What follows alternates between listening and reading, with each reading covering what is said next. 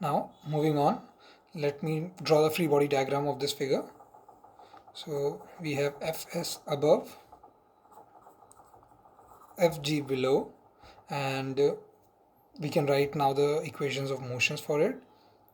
Okay, so according to the Newton's law, we know that F total, this is equals to mass into acceleration. Now F total, this will be equal to Fs plus Fg. This is equals to mass into acceleration.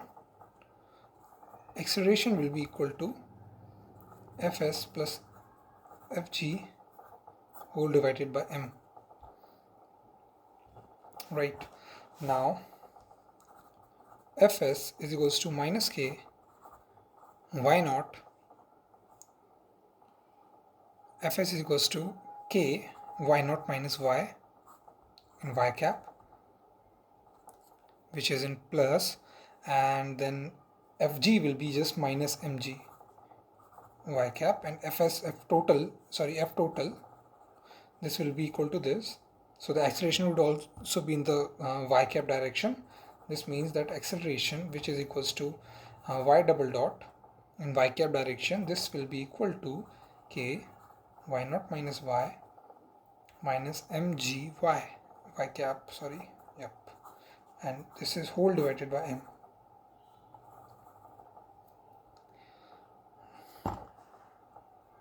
Right, now moving on, at t is equals to 0, we know from above that at t is equals to 0, y is equals to y naught,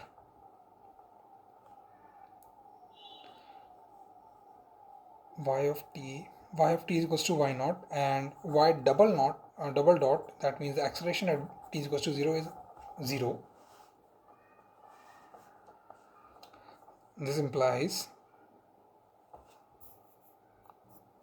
so little correction here, t is equals to 0, y is 0, and y double dot is also 0.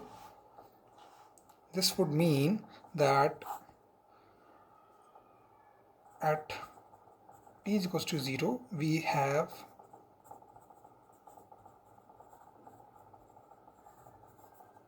k y naught minus mg. So the y disappears, y double dot disappears, and after solving this, we will just get that k y naught upon m, this is equals to g, and from here we will get y naught is equals to mg by k. We get the initial condition, we can substitute it back into the total force expression, which was F is equals to y double dot is equals to k y naught minus y of t minus mg. Now I know that what y naught is, this will become k y naught minus k y of t minus mg. This becomes k y naught becomes mg minus k y of t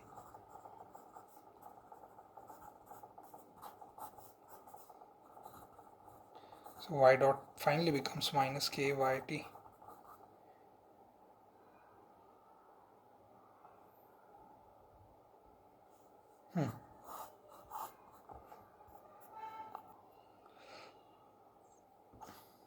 Okay, not forgetting the m that we had all throughout the equation. So yeah, so we have this is our usual equation that we all know. Now we can just simply put omega square is equals to k by m and solve for y double dot of t plus omega naught square y of t is equals to 0. This gives the solution y of t, the most general solution that we can have, a cos omega naught t plus phi. and I think that is what we require in this. And we also have to show explain why gravity has no effect on the angular frequency. Now, in order to show why gravity has no effect on the angular frequency, I can consider this. Suppose at the equilibrium at the equilibrium I put my coordinate system in such a way that when it is at equilibrium it is at 0, right? Then the spring force would be directly proportional to minus of kx minus mg, right? Now I can take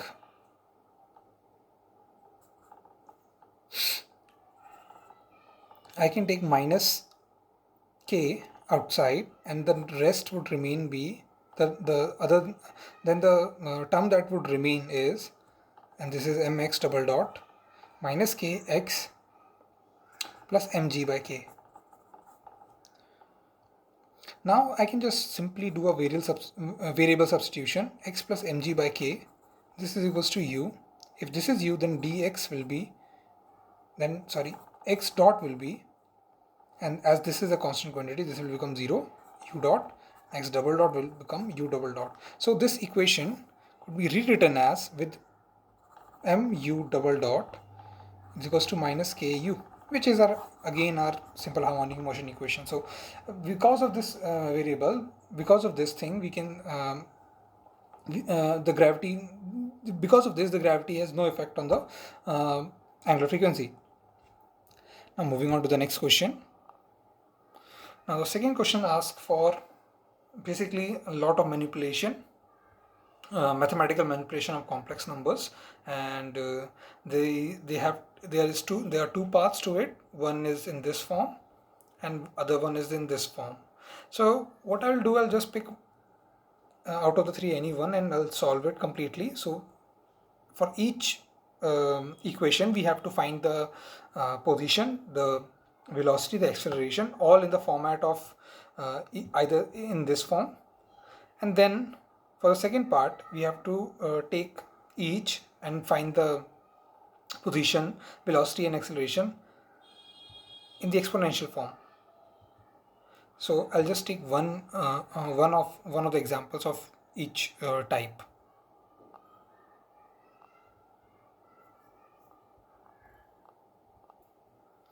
Now let me begin by taking the example of x dot t. This is equals to beta iota omega tau exponential to the power minus iota omega t plus pi by 6. Let me actually get myself up. So this is the velocity, and as we can see this is already in the exponential form, and that too in the imaginary form. We have to convert this into some eta t is equals to c cos omega t plus d sine omega t. What can we do for that? Well, I'll just write, as we know that this is just the real part of the solution of this real part of the solution. We can just apply the Euler's identity and convert this into sine theta and cos theta, sine omega t and cos omega t form.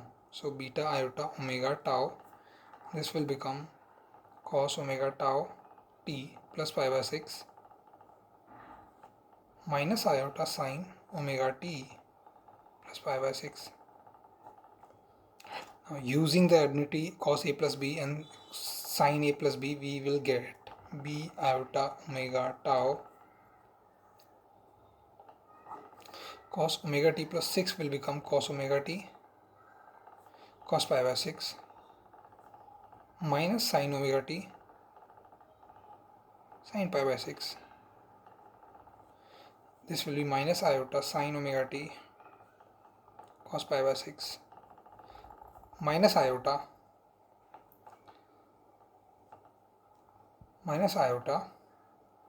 cos omega t sine pi by 6. Now sine pi by 6, that is equal to, now sine pi by 6 is equals to 30, and cos pi by 6 is equals to, sine pi by 6 is equals to 1 by 2, and cos pi by 6 is equals to root 3 by 2. Putting it, cos beta iota b iota omega tau into cos omega t. Now don't worry about all these because I know iota would get multiplied with them and they will become imaginary. I'll just worry about the terms which already has iota. So cos pi by 6 will become root 3 by 2 sine omega t into minus iota, and minus iota 1 by 2 cos pi by 6 is root 3 by 2 1 by 2 cos of omega t, and then I'll multiply with the imaginary part beta iota omega tau. This will become iota square minus 1 minus into minus plus. This will become b root 3 by 2 omega tau sine omega t plus b by 2 omega tau cos of omega t. So this is the form that we require. C here would become b root 3 by 2 omega tau into sine omega t, and d will become b omega tau by 2. Now similarly, if I want, I can calculate the x double dot of t, which is the acceleration, which means I just have to differentiate this equation, and that will just give omega square factor, and the rest will become the same, and obviously plus a negative sign. So that will become b root 3 by 2 omega square tau cos of omega t minus b omega square tau by 2 sine of omega t. Hope that is correct. B omega t by 2 cos sine. Yes, so yeah, that is the answer. Now for x of t, what we can do is just integrate x dot of t. Basically what we are trying to use is dx of t by dt. This is equals to v of t. So dx of t is equals v of t into dt, and if I integrate this, I'll just get x of t, and we need not to define what are the values of the integration, because it has been given that assume that the integration constants are equal to 0. Now that would mean x of t will become b root 3 omega tau by 2. So this was sine of omega t. Sine's integration is cos with a minus cos omega t and divide by omega, and then we had plus b omega t by 2 divided by omega and a cos integration sine, and this will be the answer for the b tau sine omega t minus b root 3 by 2 tau cos omega t.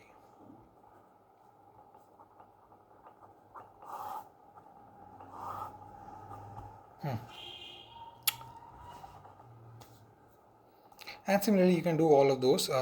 In the C part there is a term such as 1 plus iota omega t tau into e raised to power minus iota omega tau. Now no need to so in this problem we first need to rationalize this, multiplying this by its complex conjugate and then making the denominator real, and then just picking out the real term from this, as well as when multiplied by the complex conjugate of this of the denominator, and we will get our answer easily. Now let me do one such example of the other part, which is, let me do x dot t again.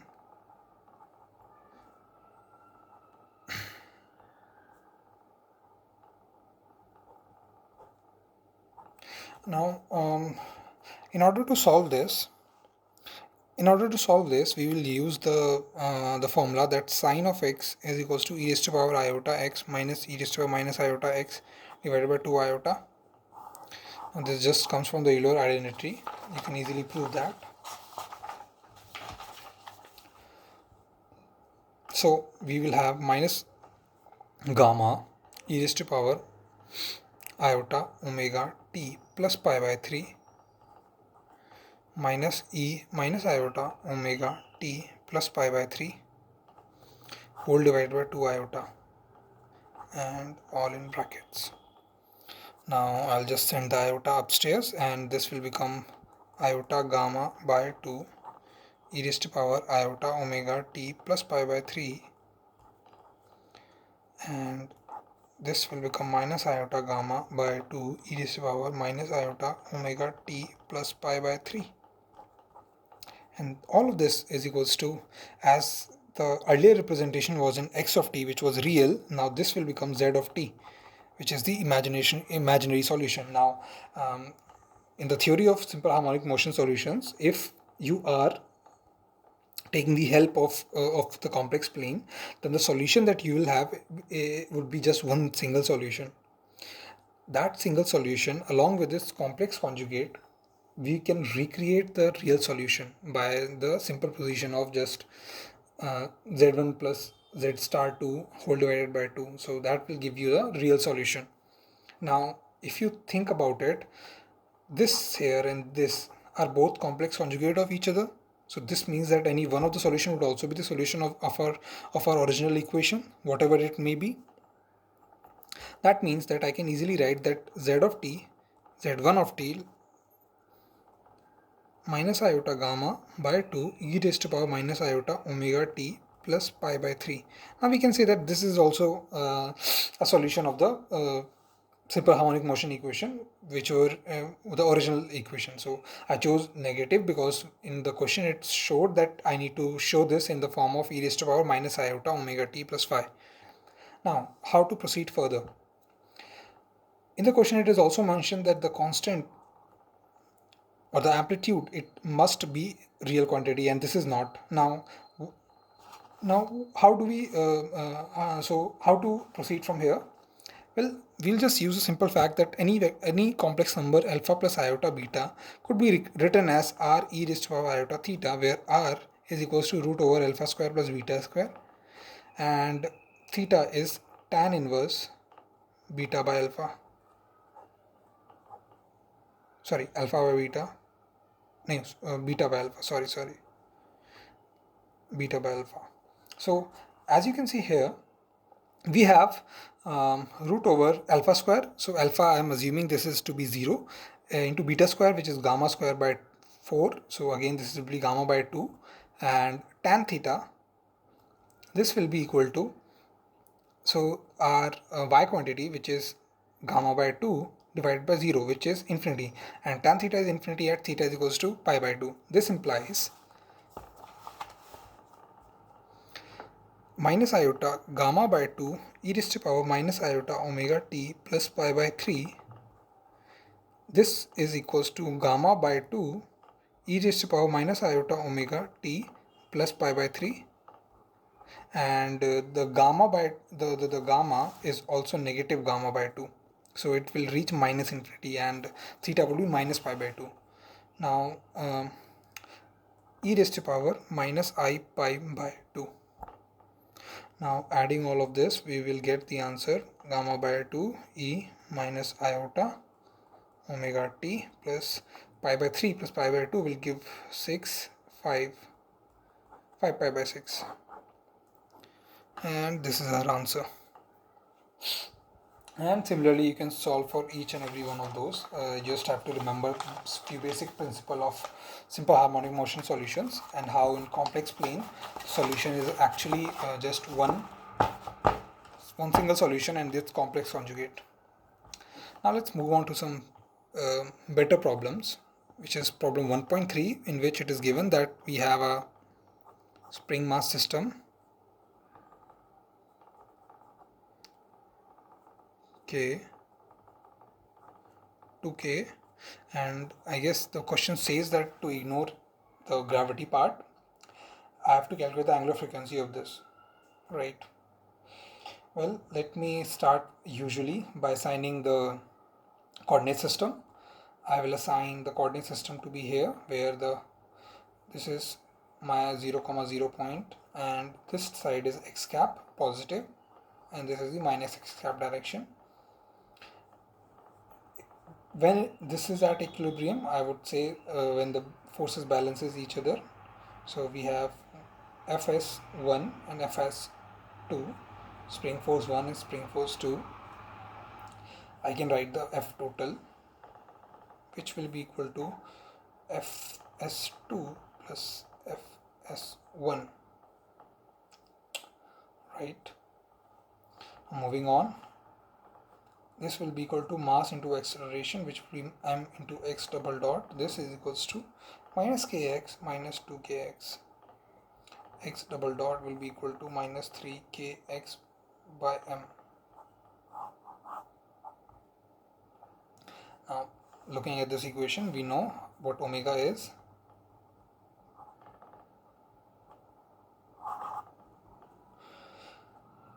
Very well, very well. Then, if the velocity of the block when it is at equilibrium position is v, calculate the amplitude of oscillation. I have to calculate the amplitude of oscillation.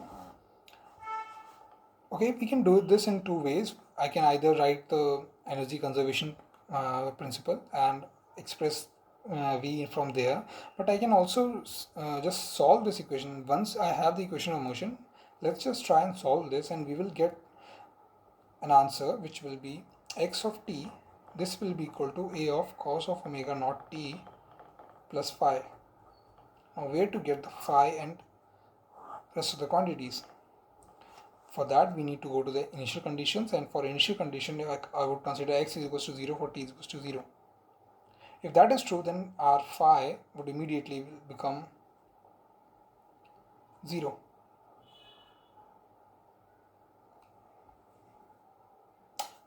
So phi will immediately become pi by 2.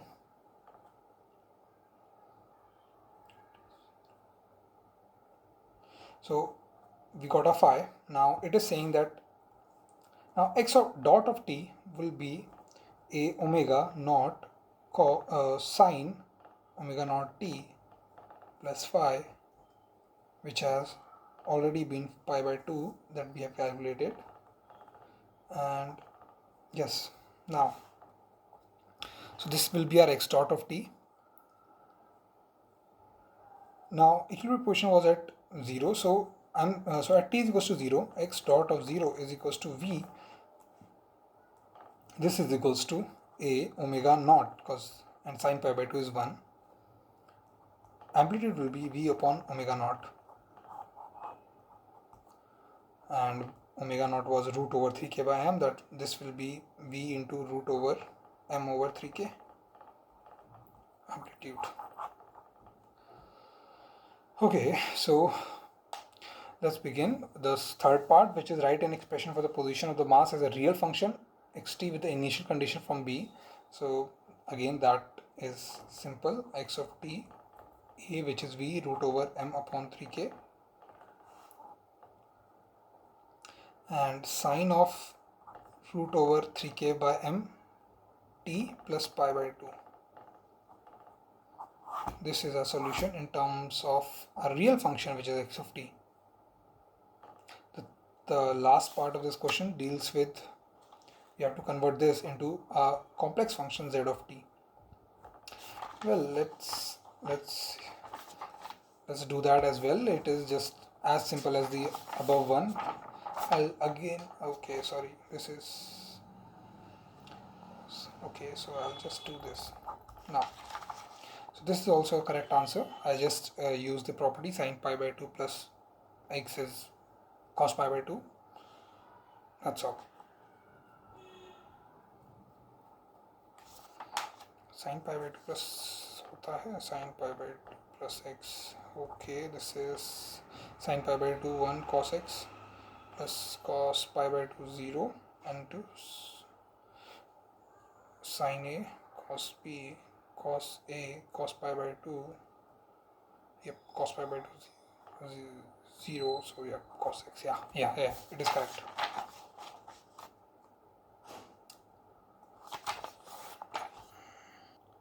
Yeah, addition with of minus sign should be there. That's now.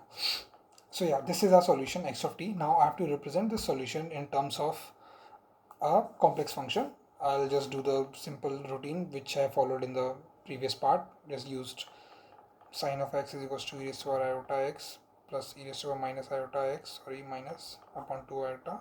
Or if you just write this into cos form, cos root 3k over m t plus pi by 2 into root v root m by 3k. You can use the cos x form, which is a little bit simpler, as you don't have to deal with the iota in the denominator. You can use either way and you will get the answer. Now the fourth questions. Okay, the fourth question says the particle of mass m moves on a x-axis with a potential energy v of x.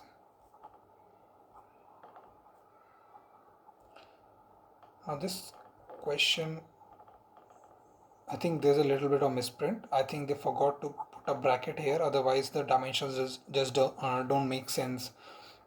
You have e naught raised to a and divided by a4 multiplied by x4, as in the problem it is given it like that, but if you do the dimensional analysis it just doesn't make sense. Now if I consider this to be the potential, then I have to find the position at which the particle is in stable equilibrium. For that I'll just I'll take the derivative of the above function, which will be 4x cube plus 12ax square minus 16a square.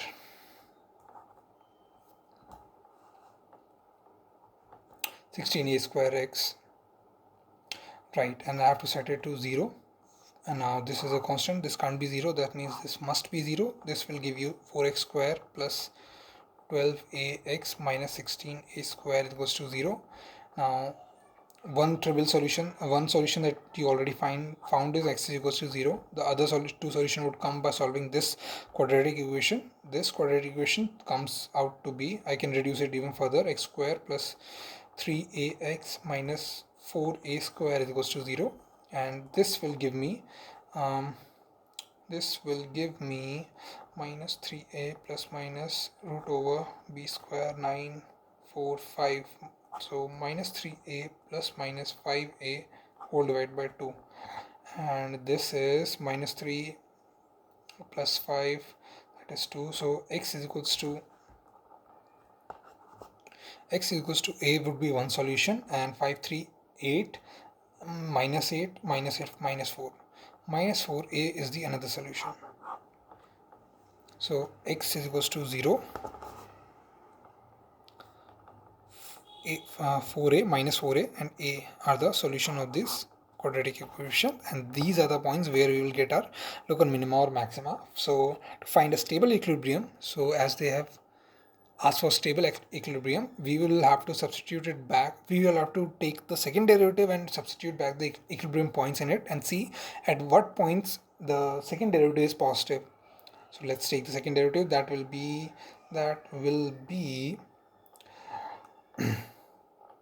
2x plus 3a, this is equals to 0. So I'm sorry, this is not the equation. The equation was x4. This will become 12x square plus 24ax minus 16a square is equals to second derivative d2v over dx2. If I put 0 in it, I can immediately see that this will be negative, because this will be 0, this will be 0, and this is a negative quantity. If I put a in it, that will be 12a square plus 24a square. That is bigger than 16, so it will be a positive quantity. So a is indeed a stable equilibrium point. If I put minus 4a here, so minus 4a, 4 into 12, 48, 48a square, this will be positive. 24 into 4, that will be around 80, 96, that will, and which is negative.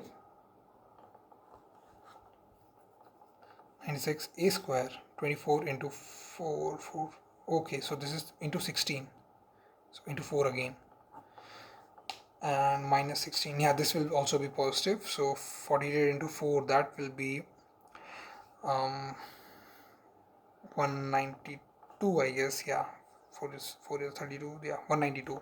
So 192 plus 96 minus 16 a square, and this will be minus 96 a square. Yep, and this will also become a stable equilibrium. So minus 4 is also a stable equilibrium point. And we have to find the angular frequency of some position about each stable equilibrium point. So angular frequency will become root over d2v x over dx2 at x is equals to x naught whole divided by m effective. So this is the formula to calculate the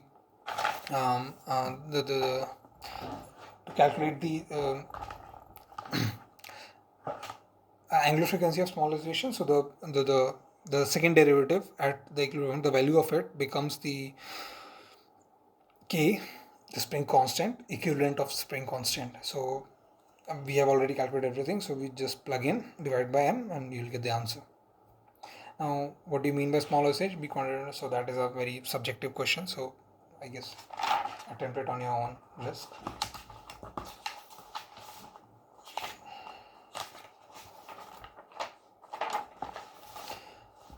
Now, I think this is the last problem, 1.5. Consider a simple pendulum, point like mass attached to mass string length. Okay. Okay.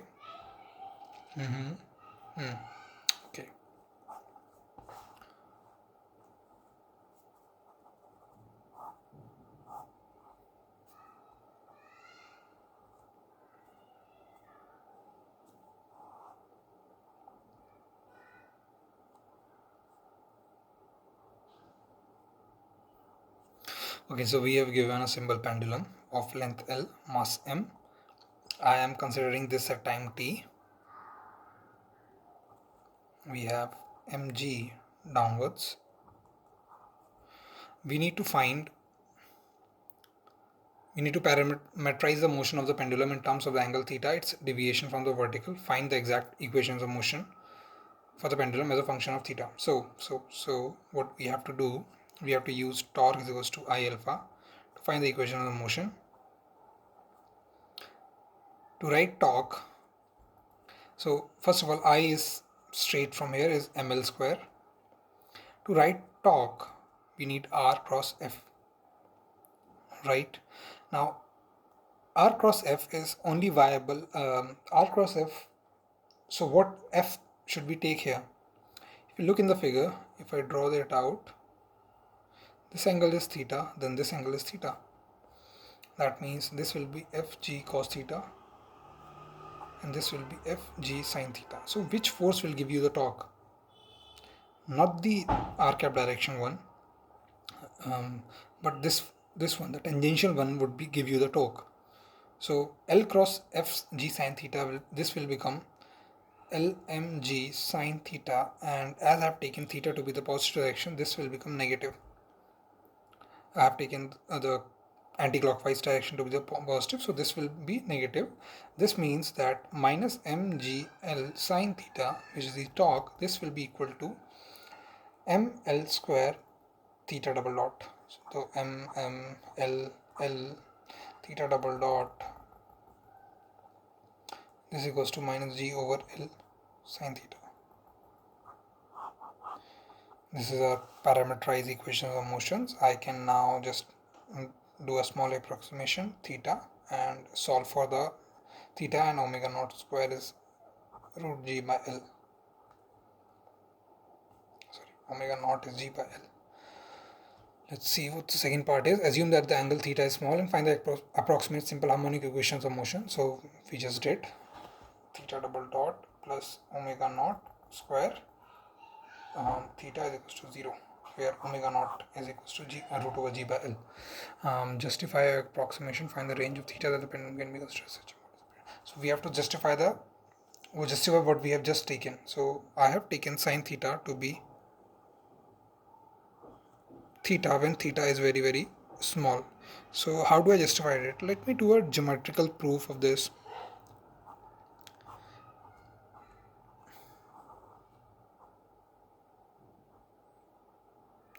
So in a circle of radius 1, let me draw it a little better actually.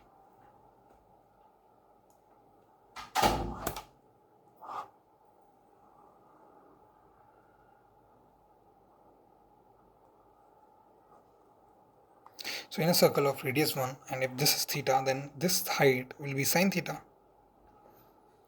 and this arc would be equal to s equals to r by, this arc would be equal to theta, sorry, s equals to theta. This arc length would be equal to the angle divided by the radius, obviously, but the radius is 1, so s is equals to theta. Now what if I make this angle really small? So at a really small angle, what this would look like,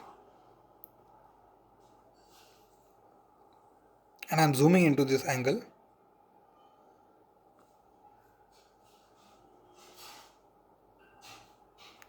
so if you can see, as limit approaches theta to be negligible and very small, the arc and the sine theta becomes equal. So sine theta will be approximately equal to the arc length, which is equal to theta. So from here I can justify my claim that sine theta for very small theta is equals to theta. You can also do a Taylor expansion, that is also true. You can do whatever you want. The next part is I have to calculate the exact potential energy, which is relatively easy to find. You can do two methods here. You can either set this to be the potential where potential is 0, or you can set this reference frame, a reference point. If you set this point, then this would be the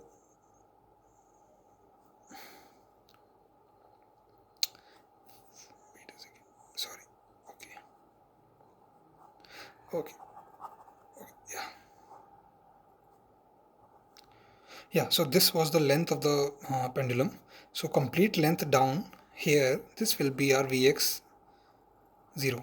So this will be a potential energy reference point if it is right now. If I take this to be, then at some time t, this will make some angle theta of t, and the height, the perpendicular height from this reference point would be equal to this quantity minus this quantity.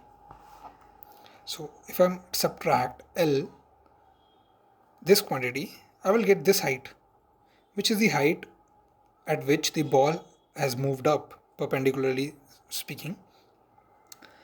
Now what that height is, which is just simply L minus L cos theta, this is equals to height in the perpendicular direction. This will just become 1 minus cos theta is equals to h, and the usual MGH rule.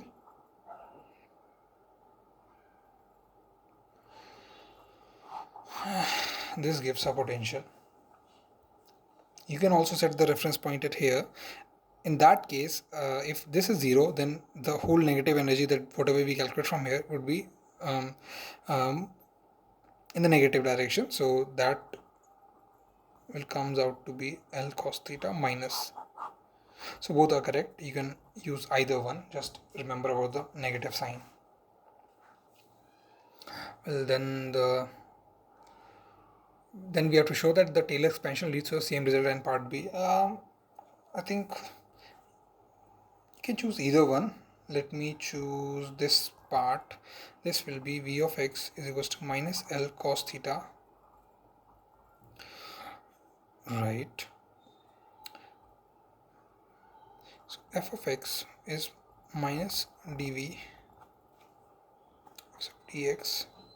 This will become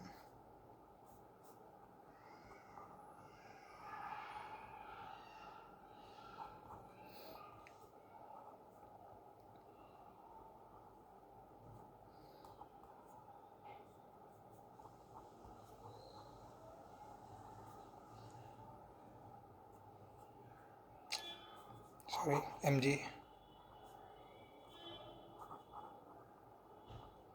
So v of x will not just be L cos theta, it will be minus mg cos theta, mg L cos theta. Yeah, so as you can see, our force becomes minus mg L sin theta, which was same as what we did in previously, and from here you can prove that it comes out to be the same stuff. Now the last part, for the last part I'll just tell you the solution. It's not that complicated. X, L, theta. So we have to parameterize in Cartesian coordinate.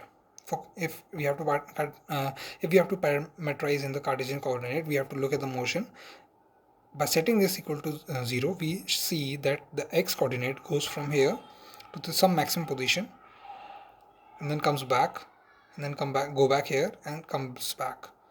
Similarly, the y coordinate just moves up and down by a little bit, like this, and y coordinate